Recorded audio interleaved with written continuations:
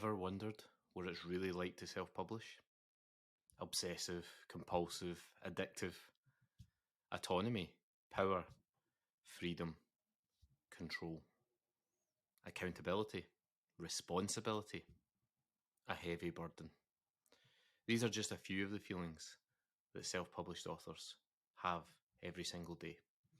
In this podcast, we'll explore the everyday of being a self-published author with a focus on process over outcomes. If we do the small things really well every single day and consistently, then the outcomes will take care of itself. Here is what it's like. Welcome to the diary of a self-published author.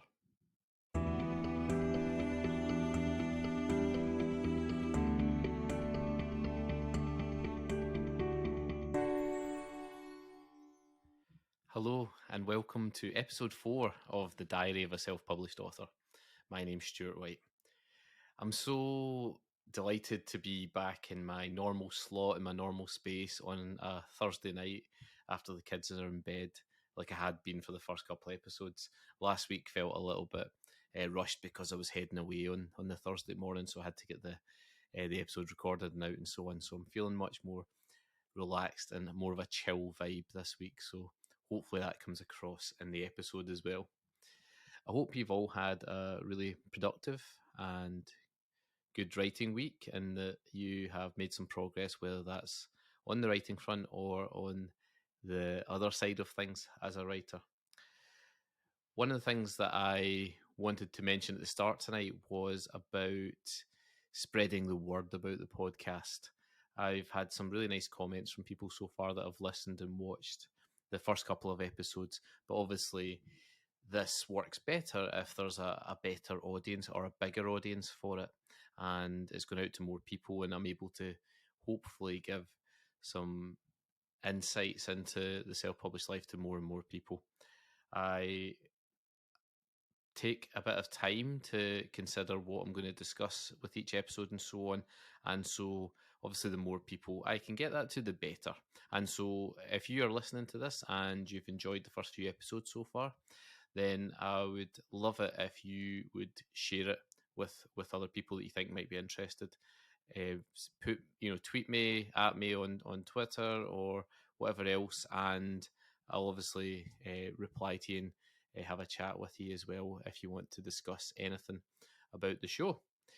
The other thing I was going to mention up top as well was about the Facebook group that we've got for the Diary of a Self-Published Author, where there's a few of us in there now, and we the plan is to build up the group to be like a self-publishing support group, which will obviously feed off the show and also feed into the show as well. And I hope that I'll be able to get some input from the people in the group that will help towards the content on the show. So that's the Diary of a Self-Published Author. That's on Facebook if you fancy joining the group over there. It's private, so I will need to accept you. So after you click the request button, obviously you might need to wait for a few hours till I get back to you, but I will do that as soon as I possibly can. Okay, so let's get on to the meat of today's episode. Now, we always start with a little bit of general news from the self-publishing sphere or just publishing sphere in general. And the thing that I wanted to talk about first up tonight was an announcement that was made by KDP about their pricing. Now, in June, they are going to be increasing their costs, and they put a big announcement out about it to state that obviously the cost of everything is increasing, the cost of paper and printing and everything else, labour, production, all these different things that go into it. And so therefore the cost of printing a book, print on demand via KDP, will now increase as of next month. And at that point, you'll probably, if you're a self-published author, have to make an adjustment to the price of your book, or obviously you have to take the hit on your royalties as a result of the increase. And I'm waiting to obviously see what the increase is going to be for me personally, and I'll maybe talk to you about that when it actually happens and the impact that that's had, and then how I've gone about trying to correct that as well. But it is going to have an impact, and that means that will inevitably drive up the cost that you have to put your self-published book at, and that means obviously readers are going to have to pay more, and it makes it even harder to compete with traditionally published books, which, as you know, in supermarkets, etc., there's bargain basement deals, aren't they? And they're selling them for next to no profit, essentially, and that's because they're able to sell them by the bucket load. But for self-published authors, that's generally not the case, and so the royalties are important to us. And yeah, it just makes it just slightly more difficult to compete, I think, compared to where we've been at. But that's another challenge, isn't it, for those in the self-published industry? And we can see how we can take that head on, and maybe even I don't know. I'm maybe putting too optimistic a spin on it, but maybe even put that to our advantage in some way, and see how that goes. But yeah, I would like to see how much it's going to increase the cost of the books before I make any changes about price. And that brings me on to a sort of interesting side note, which is about the general cost of paper and so on, which has gone up for everyone, and that includes traditional published books, obviously, who get their books done in large print runs usually. So there was a little bit of a discourse on Twitter about this, and they were saying essentially, if you can bring the length of your book down, it's going to cost less to print, and therefore, well, publishing's a business, and so if you can bring costs down, then that's going to be ideal. So we might actually be seeing a little bit of a not an age of shorter books, but that being more of a thing going forward. How can you get the length of your book down? And I think for self-published authors, that's always been a consideration, a factor. And I know that when I've been speaking with my editor this month as well, she was talking about what I should be cutting or looking to cut from the book and so on. And she mentioned obviously the secondary plus, aside from it serving the story, the secondary plus to taking the word count away is that it's shorter and therefore printing costs go down. And obviously for me as a self-published author, that's great. And even for if you're submitting to trad agents and publishers, then bringing the page count down, the word count down is always going to be a bonus for you. So there we go. That's the big news from the self-publishing industry this week, and yeah, it's going to be a challenge for everyone. But we'll see what the net result of that is in terms of possible increases in cost of books from self-published authors. So let's talk a little bit about my own writing and editing. This is always the second segment of the Diary of a Self-Published Author show, and this week's been really interesting. I've done a little bit of work. I've not been as I've got to be honest. I've not been as productive as I would like to have been in. You probably hear me saying that most weeks, but I was away in Ireland for the weekend just past there from Thursday to Sunday, which meant that since I last spoke to you, that's been 4 whole days where there was no work done at all. And I had a few other things on this week. School, obviously, during the daytime and things in the evening. So it's not been as productive as I'd have liked it to have been. But I did do a couple of my tasks from my editing list for my middle grade time travel novel, and I worked through those. I was joking at the time with Melissa from WriteMentor at that I had chosen probably the 2 easiest bullet points from a list of things to do. But sometimes that's what you have to do, and you can't start a task. It's easiest just to pick the smallest of them, and sort of get that confidence boost from actually having achieved the completion of that task, and put a wee tick mark next to your to-do list. And once you get started with the task, it's then easier to go on and do more of it and work towards completion of the whole thing. And that's with editing, I think that's the only thing that really works, isn't it? You can't. Very few people can do a developmental edit of a novel in one sitting.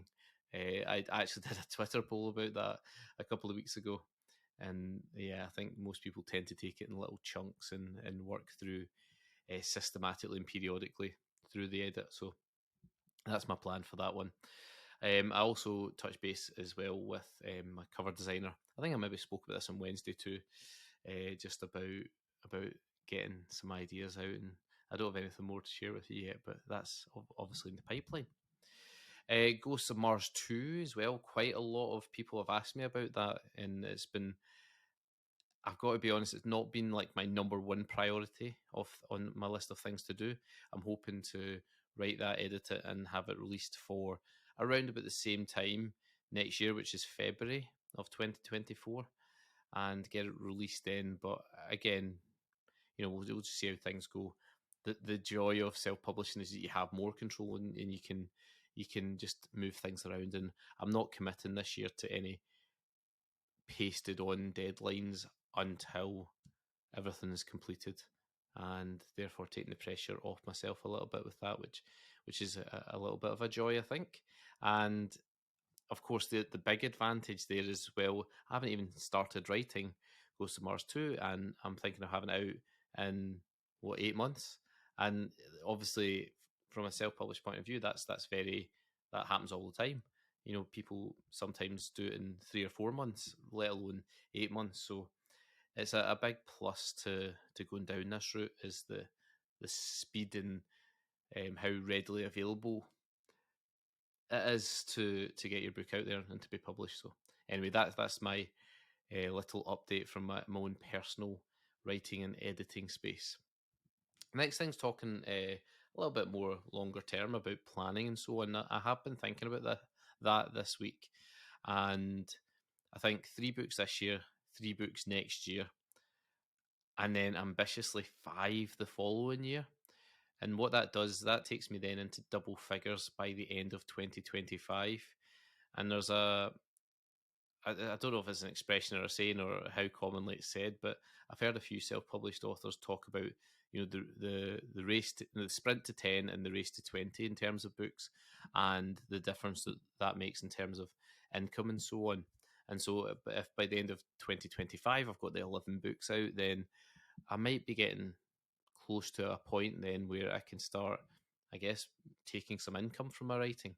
I am not nowhere near at that stage yet. I'm still trying to repay the costs of the first book and the upcoming costs of the second and third books. And I think I'll be in that cycle for quite a while, where any money coming in is going straight back out to spend on the next books and so on. But for some people who've got a lot of books out, then that eventually overtakes the spend, and they start being able to pay themselves a little bit from the writing. And that's it's not my primary goal. I still have a good teaching job. I'm going up to 4 days next week with my teaching job from the 3 that I'm currently doing, and I get paid reasonably well, as teachers do.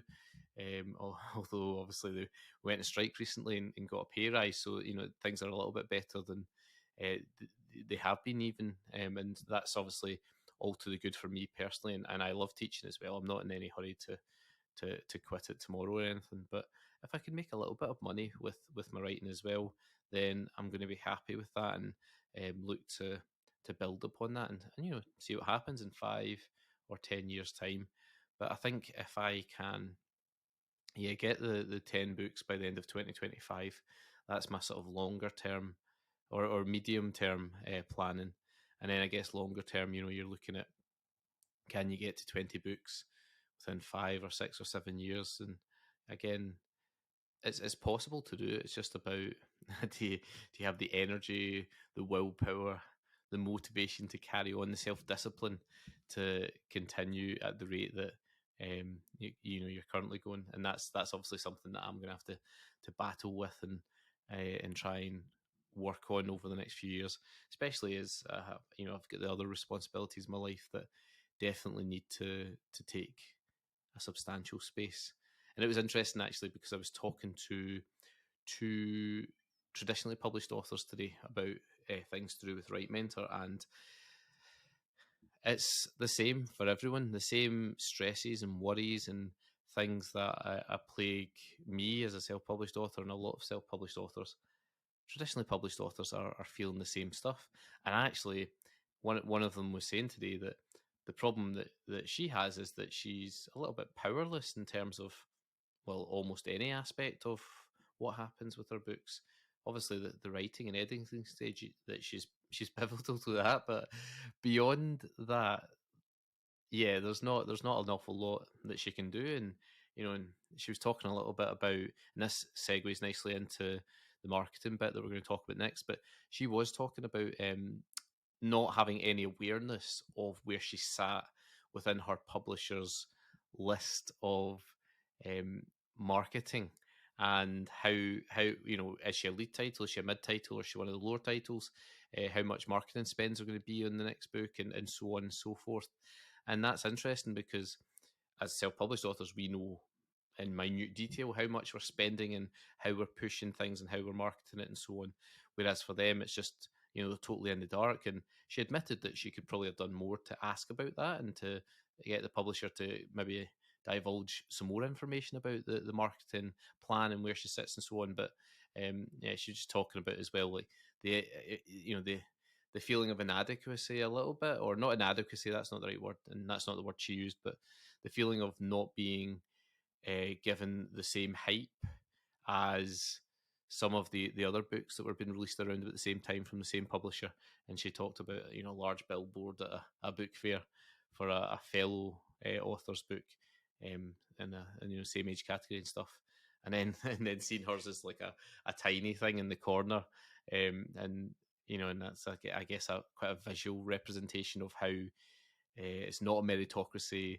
And the correlation is, we saw, I don't know if you saw on Twitter this week, but there was a post where an academic had done a correlative study between marketing spend and success of the books and number of sales and so on. And it was heavily correlated. Basically, the more money it gets spent on marketing your book, the better it does. And I mean, that's probably news to absolutely no one, but it's interesting that someone's actually done, got the science, the stats behind it, and is revealing that. And it's good as well. I talked about Publishing Rodeo last week as a podcast, which you should definitely listen to. It's good that more and more people are being transparent about these things and are challenging their publishers a little bit on all of these aspects and saying, well, actually, hey, what is going on here? And while the publishers will probably close ranks and not say much in return, or give a rehearsed or a blanket answer to these things at times to people, and I know that's the case with a number of my friends, it's good to just constantly challenge. I think for a long time, publishers have had this godlike complex over all authors, and people have been afraid to rock the boat there. Like, don't don't do your business where you do your business, is the expression. And so people don't want to say anything that might get them into trouble for their publishers. And I get that. I get that to an extent. But for too long, they've just had an easy ride of, we'll just treat you how we want to, and you're just going to have to deal with it. And people have been too afraid to speak out because they don't want to jeopardize their next publishing deal by, I guess, being labeled as someone who's difficult to work with or anything else. So it's nice to see that. I'm a big advocate of being open and honest about everything, but particularly in this industry, there needs to be more and more of that. And there are, just to be clear, there are people in the industry who work for publishers or who are agents or so on, who are good at this already, and it's great to have their input in it. But yes, the more that we open that up, the better it's going to be for everyone. All right. So anyway, that was just an aside, because I was chatting to those people today, but it was really interesting because it's the same things that that worry all authors, traditional or published and so on. And then segging nicely into the marketing section, I have been doing some new stuff this week, and I'll tell you about it because it might be of interest to you, and it might be something that you might fancy repeating yourself with your own marketing strategies. So I had a go at the BookBub ads. Now, you might not have heard of BookBub, but they're a huge marketing company for authors, indie authors, traditionally published authors. A lot of the books they put out there are, like James Patterson, Stephen King, a lot of big name people, and they charge you money essentially to send a little blurb and your book cover and buy link to their huge army of subscribers. It's hundreds of thousands in some categories and genres.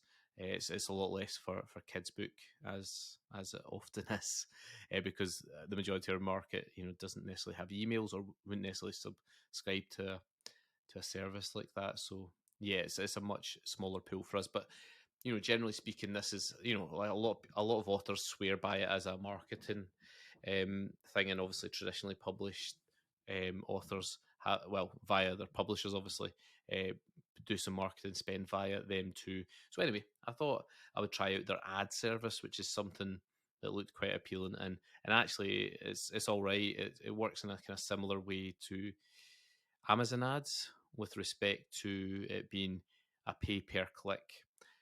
I think I told you about my Facebook experience in the last few episodes, and Facebook absolutely burns through your money. And regardless of whether you're really getting any results or not, it just burns and burns and burns through it.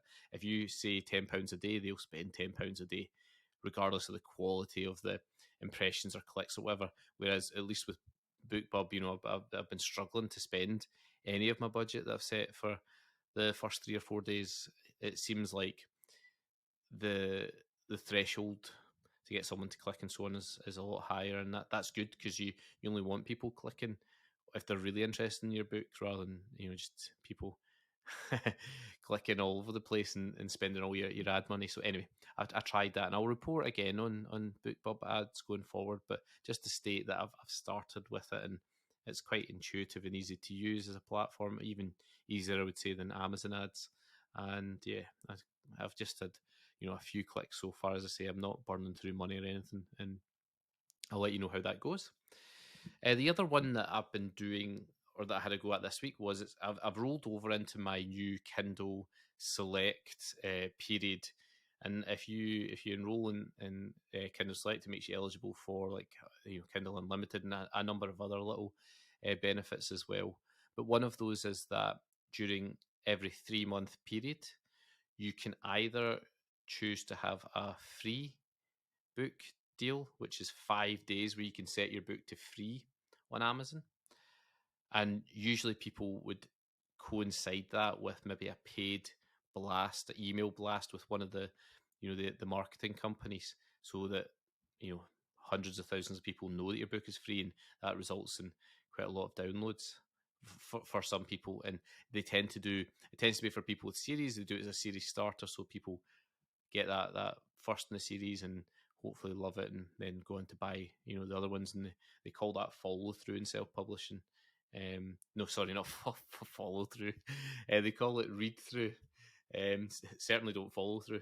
They call it read through, and yeah, and they make a little bit of money that way through selling, giving away the first one for free, and people subsequently buying the latter ones. But that's not the one I've gone with. I've gone with a Kindle countdown deal. Now, a Kindle countdown deal involves you setting your book price for, well, I've set it for 99p for the next few days. And then after those few days, it will go up. It will jump up again to 199 for a few more days. And then eventually it will go back to its original price of 299. And that will be the deal over. And as I say, you get one or the other of these once every 3 months. And as I say, I'm in my second period now with that, and I've set up a Kindle countdown deal. And so today, this is the Thursday the 18th that we're recording this. Tomorrow, Friday, Saturday, and Sunday, I think. It's going to be at 99p, and then a few more days at 199 before it returns. And so I did a marketing blast today with Written Word Media, who are like BookBub, but just not quite as big, I don't think, at the moment, and a lot cheaper as well for their marketing blasts. And there was a couple of little mix-ups with it. They're an American-based company, and they defaulted my ad to the US Amazon site rather than the UK one, and so there's a few wee technical issues which obviously you live and learn from, and I won't do it in that way again. But they sent that out today, and I've had a lot of sales today, which is great. at the reduced price of 99p. I also sent out a newsletter this morning. I did social posts on all my social channels to let people know that it was 99p. I also decided to do a giveaway so that everyone who bought the book at 99p today and tomorrow can send me confirmation of a receipt that they bought it, and they've been entered into a draw. And I'm going to give one person a signed copy of my paperback copy of my book with a bookmark, and I'm going to send it out to them. So another incentive to get people to buy the book. And you know what, with this, I don't know, I might make a little bit of money from it, but I might not either. But the purpose of it is to inject a wee bit of life into the book sales, to make sure that people are still getting their hands on it. It's going out to more and more people. And as I talk about all the time, it's not about making an insta profit. It's about growing very slowly and gradually over a long period of time. And that's what all of this is contributing towards. Because some people might look at, I don't know what my stats are going to be by the end of this Kindle deal. I'll tell you next week. But when I do look at them, I might not be ecstatic in the moment with how much it's made me, or I might not even make any money. But you do have to look long term with everything in self publishing, and marketing is no different. So yeah, I tried that out and it's going okay. My Amazon ads are still running, still giving a reasonable return on it. Nothing spectacular, but again, just getting sales every so often, which is good. Just keep that ticking over too. I noticed actually just before I came on to record this that the Kindle version in the UK store is number one in a particular category, and I also noticed that it's a number three in another category. And let me just double check this. Yes, so 8,000 in the overall Amazon sales rank in the UK. So I don't know how good that is. Particularly, it's good. It's way higher than it usually is, but I think I've been up to to 3,000 before in the overall store. So not quite as high as I have been, but still very good. Yeah. So number one in children's survival story ebooks. Number three in children's action and adventure sci-fi ebooks. So that's quite nice, just to see that get a number one bestseller on Amazon. And it's interesting actually, because that's a whole other conversation about what actually is a bestseller, because I don't think the threshold is massive for a lot of the categories that you can get on Amazon. So people can get to number one with relatively few sales. As I say, I've had quite a lot today. Most I've had in a little while, actually, a number of weeks. But it's not it's not in the hundreds or thousands or anything. So getting to number one in that category obviously has quite a low threshold compared to some of the other ones. So anyway, so that's some of my marketing stuff that I've been up to. Hopefully there's some ideas or tips or things for you to look up from the things that I've mentioned there, and you can apply that to your own book marketing. So, a little word in finances. That's the next segment of the podcast. What do I have to say about finances? They're fine at the moment. I've got enough money in the Pinobe Press account. That's my publishing company's name to tide me over for now. I'm not like Scrooge McDucking it into my large pool of golden coins. I'm not ready to retire or chuck in the day job or anything else, but it's going fine. And I suppose that's at this early stage all you can ask for. And I think I was listening to James Blatch on the Self Publishing Show talking again the other day about this, and they did a free webinar, the SPF guys, on Monday night, and he mentioned something about he lost money in his first book, he broke even his second, and he's hoping to make money in his third. And I think that's quite a common thing in the self-publishing world for it to take a while. And so I'm not too worried about how I'm doing with this book one, because it's actually going reasonably well. Lastly, the last little section of the show is about mental health. Now, my mental health, it's interesting. So first of all, before I talk about myself personally, mental health is an interesting concept, because if I come on the show here and I was talking about my physical health, And I said I had a couple of bad days where I was feeling ill, but then other days where it was good and so on. People would say, "Oh, well, that's quite good overall." If you're talking about your mental health and you say, "Oh, actually 2 awful days, my anxiety and depression spiraled out of control 2 days this week," people think, "Oh, that person's not in good shape in terms of their mental health," and and they wouldn't. I guess we forget that being in good mental health and good shape is a positive almost. Like a lot of people just accept it as the sort of default position. We should always be in that, but I don't think that's the case. And I think that if everyone was honest with themselves, they have their own ups and downs on a daily or weekly or monthly basis, and that the roller coaster, the yo-yo is very real. And for me anyway, that's no different. And as I say, I had a lovely few days away in Ireland, beautiful weather, good time with old friends. It was really good, therapeutic for me. But then inevitably you have a bit of a crash and a come down when you come back, and a couple of days where things weren't so good. And I find myself sometimes getting frustrated, and that frustration from it's some of it's to do with the self-publishing thing, some of it's to do with other aspects of my life. It quite often is a trigger to spiral into one of the other states that are not too nice. And yeah, it's I'm not sure.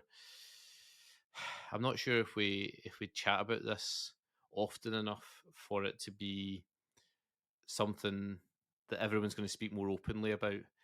Yeah, people just like to say fine, don't they, when you ask how their mental health is, or just how they're doing in general. And actually, the majority of the time when they say fine, they might have an hour before been hyperventilating in the bathroom with anxiety at the thought of going out and doing that social event, or they might not have been able to get out of bed that morning for about an hour because they're so mentally exhausted with aspects of life and so on. And when you're having a social conversation with someone, they ask how you are. That's not what they want to hear. They don't want you to actually say anything but fine. And I don't mean to do a disservice to anyone by saying this, but people want you to say fine. And when you don't say fine, a lot of people, it's like rabbit in the headlights. Or, oh no, I don't know if I wanted to open that can of worms where this person's now sharing how their mental health actually is. And it's definitely something as a society, as individuals, as social and peer groups, we do need to get better at, both in terms of the sharing part and the opening up about it, but also the listening part as well. And I know that I've got a lot of development and work to do on myself personally in both those respects. And so that's something I'll look to develop as time goes on. Maybe we'll talk maybe more generally about mental health again in the future, and then sort of wire it in specifically to things in our writing lives that can often trigger that. Because I think as creatives, being a creative is a tough thing to choose to do. It's so hard. I think is it acting is the number one most difficult creative thing to break into in the US, and writing is number two. I believe there was a study on that. Out of everything, this is out of every occupation, creative or not. But the creatives are right up there as the most difficult to break into, and therefore, as you can imagine, with that level of rejection and people trying and working so hard and not really getting any success, you can see why there's a lot of associated mental health issues for those people in those spaces. So anyway, that's just a sort of a general note about it. And yeah, we'll try and talk a bit more about that in subsequent episodes as well. All right, but that's the end of this week's episode. We've chatted about some interesting things, the KDP price increase, about some of my writing and editing projects, about my 3, 5, and 10 year plans and medium and long term planning, which is I guess quite interesting to me, certainly, even if not to you. We talked about some marketing strategies and techniques which you can go and try out. And finally, we had a little discussion on mental health there. So feel free to spin back through the episode if you're watching this or listening to this, and go back to anything if you want to look over it again. But I'll repeat what I said at the start of the episode. If you could share that you have listened or watched online on social media and tag me, that would be super. You can also feel free to jump on to our Facebook group where we'll discuss more things about self-publishing and hopefully create a little supportive community there of people who can help each other out and get us all on the road and doing better with our self-publishing careers. Okay, folks, so lovely to chat to you again this week, and I'll catch you again next Thursday for another episode of the Diary of a Self-Published Author. Thanks now.